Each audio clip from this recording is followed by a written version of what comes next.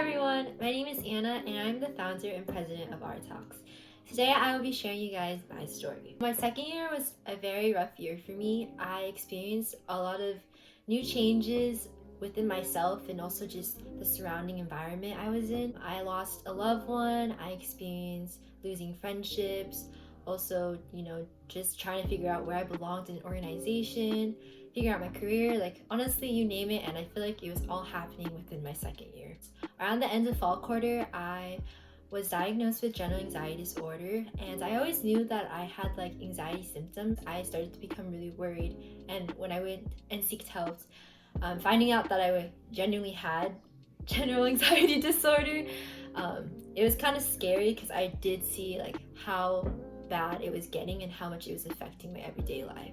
It was making all of the normal daily things that you think would be simple tasks, it was affecting those too, such as like me waking up.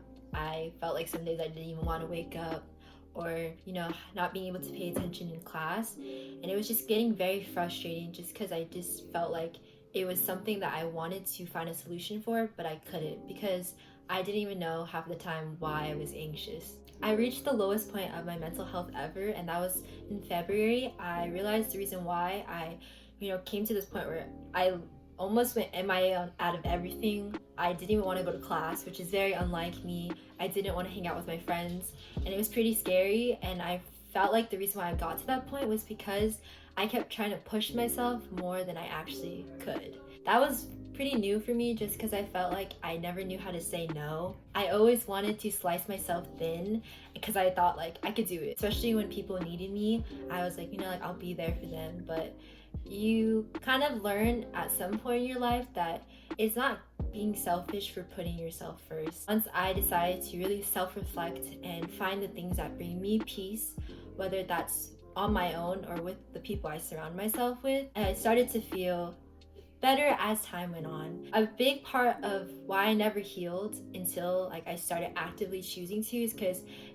people say time heals, but if you're not actively choosing to heal while you're within that time, nothing's gonna change. You'll always stay stagnant in that mindset, and I felt like there was something in my life that I needed to change, and it was honestly my habits. So I started to change that. It wasn't easy, but I feel like with quarantine it really helped because in the first I was like, oh, quarantine's gonna probably really worsen my mental health just because I can't go outside or keep myself busy.